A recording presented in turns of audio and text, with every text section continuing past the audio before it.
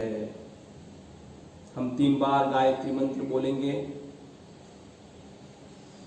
ओम भूर्भुवस्सुवः तत्सवितुर्वरेण्यं भर्गो देवस्य धीमहि धियो यो नः प्रचोदयात्। ओम भूर्भुवस्सुवः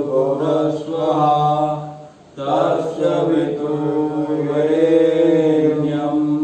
भर्गो देवस्य धीमहि धियो यो नः प्रचोदयात्।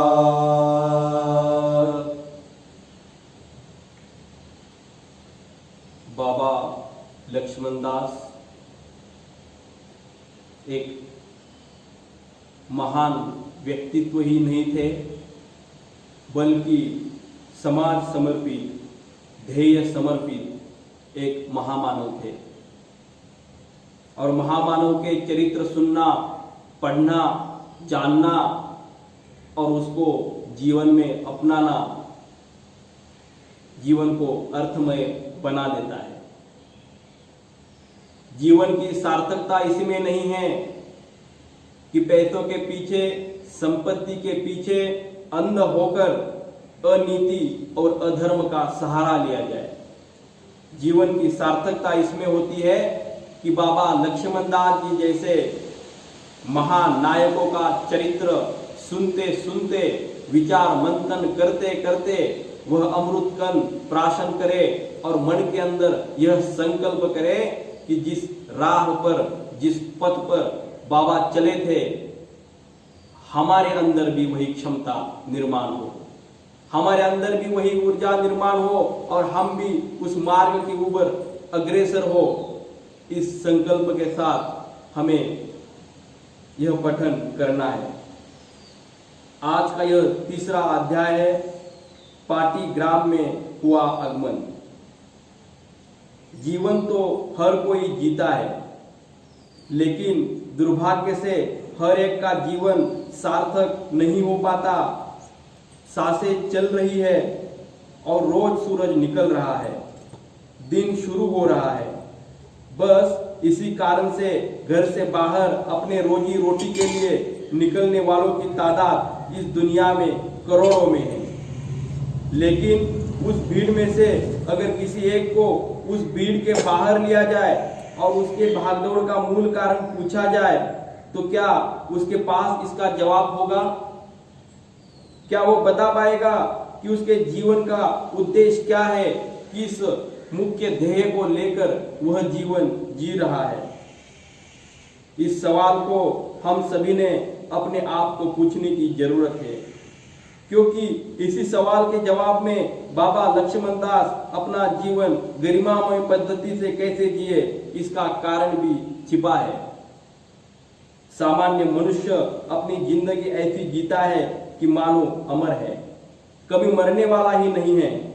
पता नहीं क्यों मनुष्य इस नश्वर देह और उसकी जरूरत पूरी करने में दूसरों को दुख देता है, हानि पहुंचाता है, स्वार्थता में अंध होकर दुष्कर्म करते जाता है। और जब मृत्यु समीप आती है तो मन में सोचता है कि मैंने जीवन में कितनी बुराई की, मैंने जीवन में कितने गलत काम किए, क्या मुझे इसकी आवश्यकता थी, क्या मुझे इसकी जरूरत थी? युवा लक्ष्मणदास भी अपने जीवन के इस मूलभूत सवालों से चिंतनशील बने थे। वह इस दुष्ट चक्र से मुक्त होना चाहते थे। जैसे हमने जाना कि उनका जन्म भारत के दक्षिणी राज्य आंध्र प्रदेश में हुआ था, लेकिन उन्होंने अपना पूरा जीवन जम्मू कश्मीर के पाटी नाम के एक छोटे से ग्राम में बिताया। आंध्र प्रदेश से जम्मू कश्मीर वह क्यों आए? इतने दूर आने से उनको क्या मिलने वाला था? अगर भौतिक तरीके से इन सवालों के जवाब जानने का हम प्रयास करेंगे तो इसका जवाब हमें नहीं मिल सकता। यहाँ आके ना उन्हें कोई आर्थिक उपलब्धि होने वाली थी, यहाँ आके ना ही उन्हें कोई पैसे और सुख या इस प्रकार से कोई आराम मिलने वाला था, तभी भी अपना घर छोड़ के, अपना परिवार छोड़ के उन्होंने हिमालय की तरफ प्रस्थान क्यों किया? इसका जवाब हमें भौतिक पद्धति से नहीं मिल सकता। अपने घर के सदस्यों को छोड़कर उन्होंने सर्व संग परित्याग क्यों किया?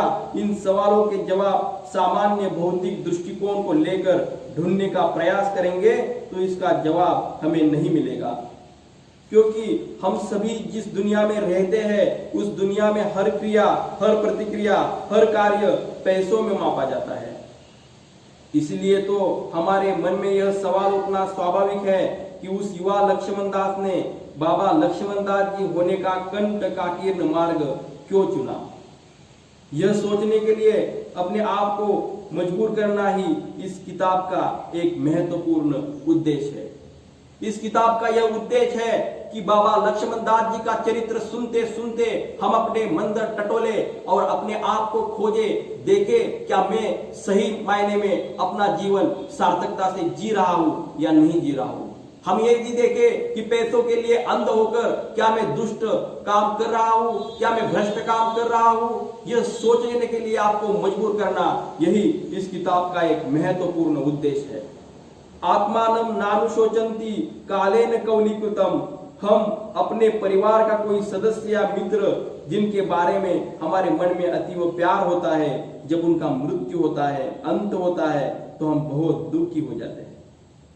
लेकिन इस बात का कभी दुख नहीं मनाते कि हम सभी भी उस मृत्यु की तरफ आगे आगे बढ़ रहे हैं और तभी भी अज्ञान से भरा हुआ षड्रूप में जाल में फंसकर दिशाहीन जीवन हम जी रहे हैं। बाबा लक्ष्मण दास जी का यह गरिमामय, त्यागपूर्ण और समर्पित जीवन यह सोचने के लिए मजबूर करता है। आज के इस दौर में जब अति भौतिक दृष्टिकोण में लपेट में आकर जब हम जीवन में हर कोई कार्य, हर कोई निर्णय अपने स्वार्थ को साकार करने के लिए ले रहे हैं, निजी फायदा ध्यान में रखते हुए ले रहे हैं, इसी दौर में यह 20-21 साल का एक नवयुवक समाज के लिए, देश कार्य के लिए, ईश्वर भक्ति और साधना के लिए घर त्याग देता है। ये अपने आप में एक प्रेरणा का विषय है, ये अपने आप में एक श्रद्धा का विषय है।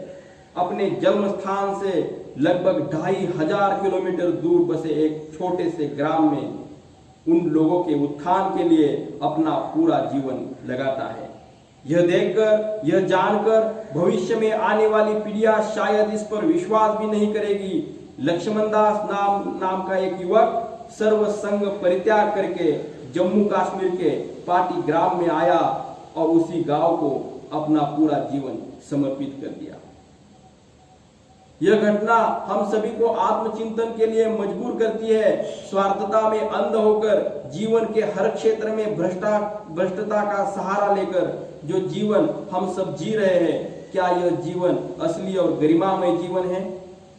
या जो त्यागपूर्ण, समर्पित, ध्येयनिष्ठ और राष्ट्र भक्ति से ओतप्रोत जीवन जो बाबा लक्ष्मण दास जी ने अपने जीवन में जिया, क्या ये जीवन असली है? ये जीवन सच्चा है? अपने और उन अपनों के लिए ही हम तुलना करें। जब हमें अपने भटके हुए जीवन का एहसास हो तब बाबा लक्ष्मण दास जी जैसा सच्चा, त्यागपूर्ण, समर्पित और समाज और राष्ट्र हित में जीवन जीने का हम संकल्प ले सकते हैं। इस बारे में आपको आत्मावलोकन के लिए प्रेरित करना ही इस किताब का एक महत्वपूर्ण उद्देश्य है। अपने निहित कर्मभूमि जम्मू कश्मीर के सांबा जिले के पाटी ग्राम में आने के लिए भौतिक दृष्टि से 2000 किलोमीटर से ज्यादा पैदल यात्रा उन्होंने की। यह तो अपने आप में अपना अंतरात्मा का आवाज सुनकर उसके ऊपर निर्भयता से और पूरी निष्ठा और ईमानदारी से कैसा अमल किया जाता है, इसकी जीती जागती मिसाल है। पर इससे भी ज्यादा महत्वपूर्ण और रेखांकित करने वाली बात यह है कि उन्होंने उस युवा अवस्था में ही स्वार्थता से, निस्वार्थता का, मोह माया से, सर्वसंग परित्याग का बहुत कठिन और रुकावटों से भरा हुआ रास्ता तय किया था। इसीलिए तो कहा जाता है कि बाबा लक्ष्मण दास जी के जीवन की सार्थकता इसी में नहीं कि उन्होंने साधु जैसा वेश परिधान किया था, उनके जीवन की असली गरिमा, असली सार्थकता इसमें है कि बाबा लक्ष्मण दास जीते जागते त्याग और निस्वार्थता की, समाज सेवा की, राष्ट्र प्रेम की मिसाल बने। उनकी सार्थकता इसी में नहीं है कि वो साधु जैसा दिखते थे, साधु जैसा रहते थे। उनकी सार्थकता इसमें है कि उन्होंने इस प्रकार से जीवन जिया, समर्पण की पराकाष्ठा अपने जीवन में लाने का प्रयास किया कि वह जीवन देख के हजारों लोग प्रेरित हो सके, वह जीवन देख के लोगों के जीवन में बदलाव आए, लोगों को जीवन जीने की प्रेरणा मिले, लोगों का धर्म के ऊपर, राष्ट्र के ऊपर, समाज सेवा के ऊपर विश्वास बढ़ जाए। यह बाबा लक्ष्मण दास जी की महानता है। उनके आंध्र प्रदेश से जम्मू कश्मीर में आने से सैकड़ों परिवारों की तकदीर यो मानो बदल गई।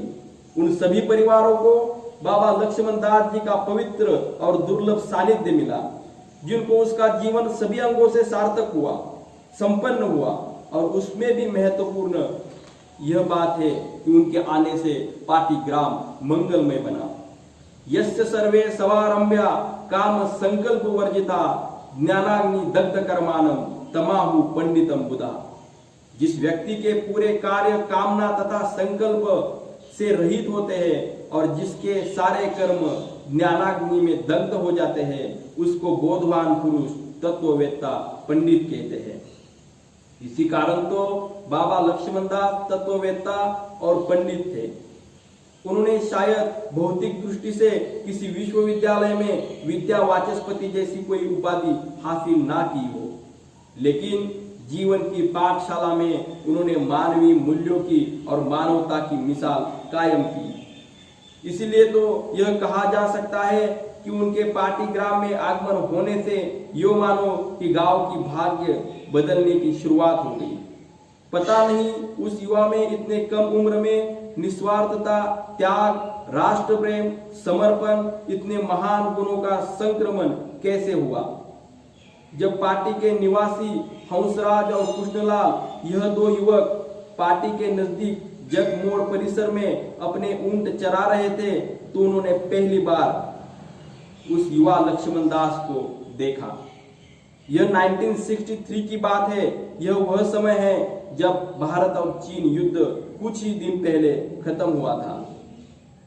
जब उन्होंने उस युवा लक्ष्मण दास को पहली बार देखा होगा तो उन्हें यह कभी नहीं लगा होगा कि हमारे आंखों के सामने भगवे वस्त्र पहनकर चलकर आ रहा यह पतले दुबले शरीर का युवा सन्यासी के हाथों से अपने पाटी का ग्राम का भाग्य बदलने वाला है, लोगों के जीवन का उद्धार करने वाला है।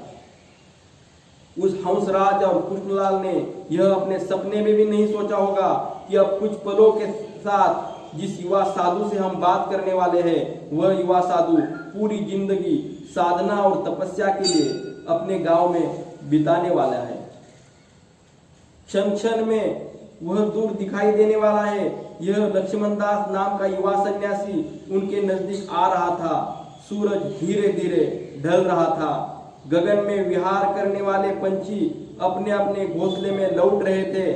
सूरज के ढलने से प्रकाश भी धीरे धीरे कम हो जा रहा था, पर पता नहीं क्यों उस पाटी ग्राम के युवक हंसराज और कृष्णलाल उस युवा सन्यासी के सिर्फ दर्शन से ही प्रभावित हो रहे थे। ढलते सूरज की लालिमा से युवा लक्ष्मण दास का वह तेजपुंज व्यक्तित्व और ही चमक रहा था। लक्ष्मण दास दिखने में तो दुबला पतला था, लेकिन उसके नजर में एक अलौकिक आत्मविश्वास था और चेहरे के ऊपर दिव्य तेज था। भारतीय संस्कृति में संत, सन्यासी, साधु, महात्माओं का विशेष स्थान है।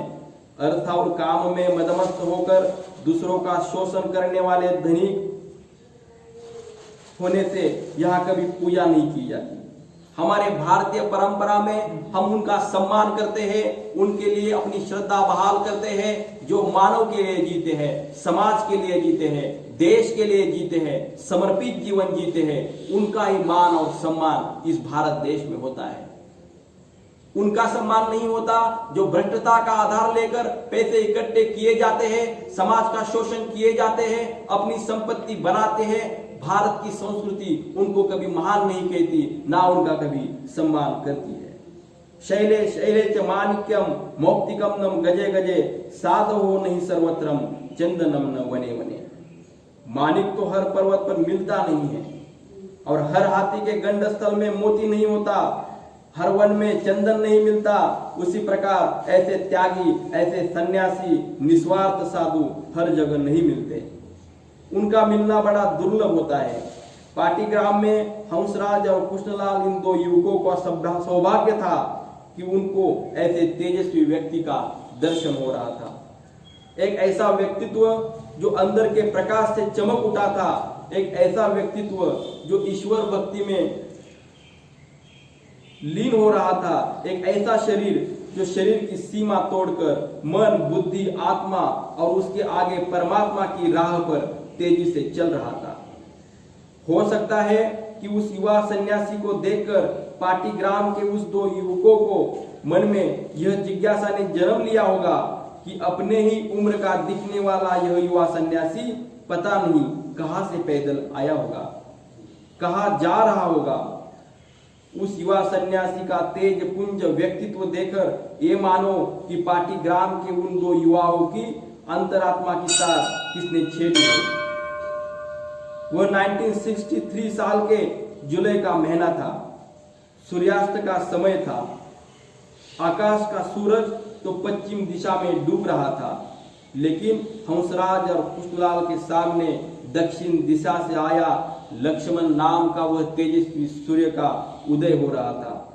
भौतिक दृष्टि से तो अब कुछ समय में रात होने वाली थी, लेकिन वही समय ज्ञान और तपस्या के प्रकाश की शुरुआत थी।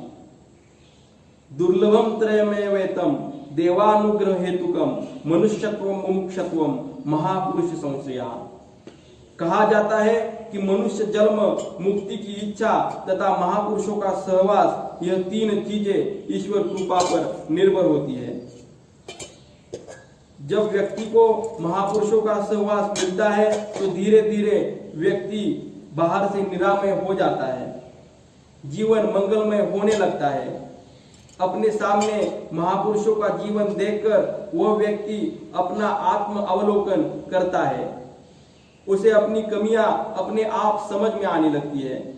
जब अपने कमियों का, गलतियों का एहसास हो जाता है तो व्यक्ति के सुधार की कुदरती शुरुआत होती है। बाबा लक्ष्मण दास जी का भी सामने वाले का सुधारने का, उसकी गलतियों को, बुराइयों को मिटाने का अपना एक तरीका था। अगर किसी को कोई चूक भूल हो जाती, अगर किसी से कोई गलती हो जाती तो बाबा लक्ष्मण दास कभी उसका अपमान नहीं करते थे, कभी उसको टोकते नहीं थे। उनका जीवन ही इसी प्रकार का था। उनके जीवन को देखते देखते व्यक्ति के जीवन में बदलाव आ जाता था। उनके जीवन को देखते देखते व्यक्ति को अपने गलती का एहसास हो जाता था, व्यक्ति अपनी गलती अपने आप सुधार लेता था। ये स्वयं सुधार की जो तकनीकी है, ये स्वयं सुधार का जो तंत्र है, वो परम पूजनीय बाबा लक्ष्मण दास जी ने विकसित किया था।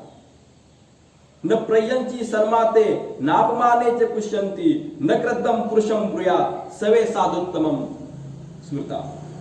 जो सम्मान से गर्वित नहीं होते, अपमान से क्रोधित नहीं होते, क्रोधित होकर भी जो कठोर नहीं बोलते, वही श्रेष्ठ साधु होते हैं।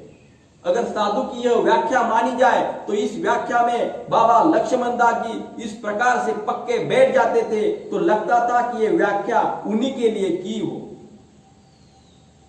वो कभी सम्मान से गर्वित नहीं हुए, अपमान से कभी क्रोधित नहीं हुए, क्रोधित होकर उन्होंने कभी किसी को कठोर शब्द नहीं बोला। वह एक श्रेष्ठ साधु थे। अपने ध्येय पथ पर पूरी निष्ठा के साथ चल रहे थे। 1963 के जुलाई महीने में वह शाम आखिर हंसराज और कृष्णलाल को उस युवा सन्यासी का दर्शन हो ही गया। उस युवा सन्यासी के त्याग और तप का बल इतना था कि उनका दर्शन होते ही हंसराज और कृष्णलाल ने उनका चरण स्पर्श किया, उस युवा सन्यासी को वंदन किया। शाम का वह समय तो पाटीग्राम के उस युवाओं के लिए अपने अपने ऊंटों को लेकर घर लौटने का था। दिन और रात तो हम जैसे सामान्य लोगों के लिए मायने रखते हैं। जिसने अपने आप को समाज और ईश्वर में समर्पित किया हो, उसके लिए कौन सा दिन और कौन सी रात। वह तो अपने ध्येय पथ पर निष्दिन चलते रहते हैं।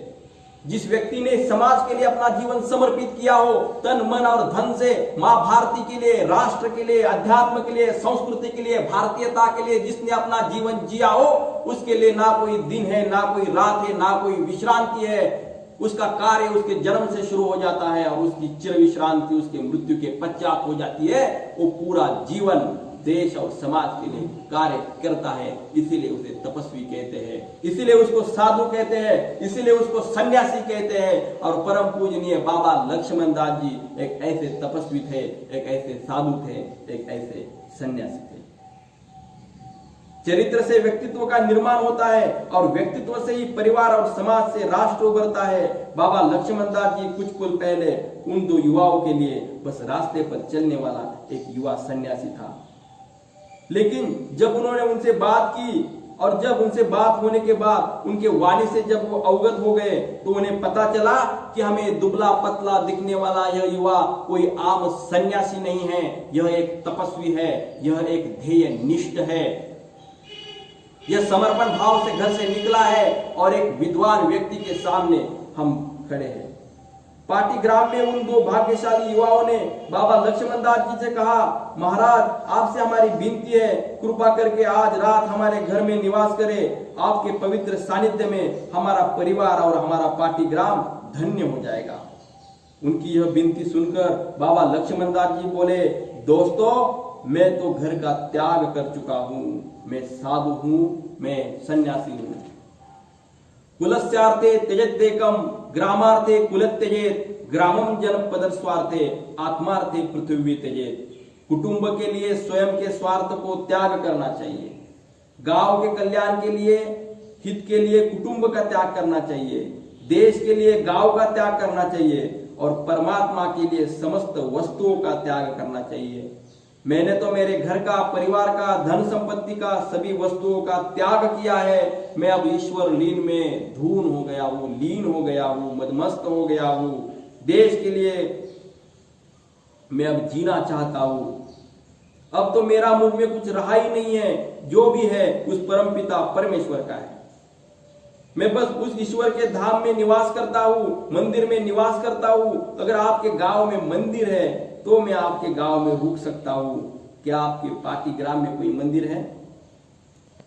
इधर हंसराज और कृष्णलाल बाबा लक्ष्मण दास जी को अपने घर में ले जाने के लिए आतुर हो गए थे।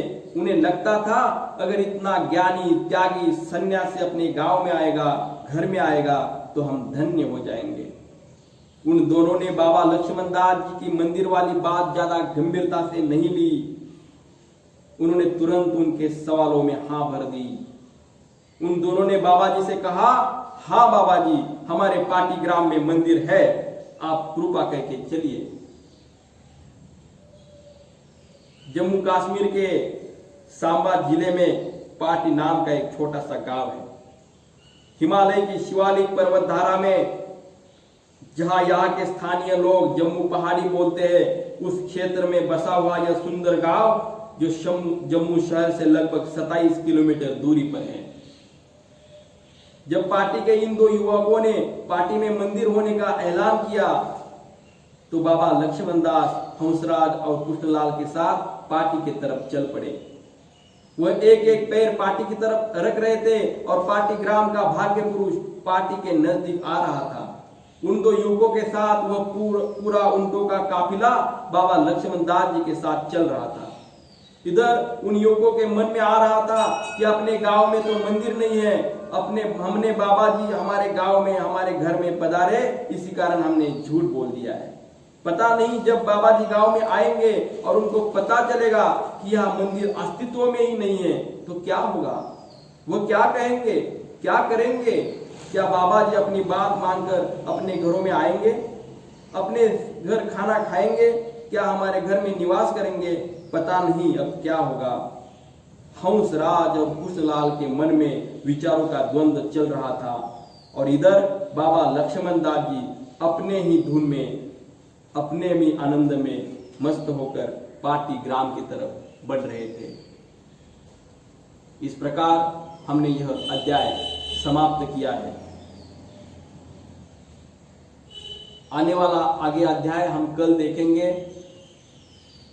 आज के दिन की समाप्ति हम शांति मंत्र के साथ करेंगे। आदि पंक्ति के बाद हम साथ बोलेंगे। सर्वे भवन्तु सुखिनः, सर्वे भवन्तु सुखिनः, सर्वे सन्तु निरामयाः, सर्वे भद्राणि पश्यन्तु, मा कश्चित् दुःखभाग् भवेत्। ओम शांति शांति शांति।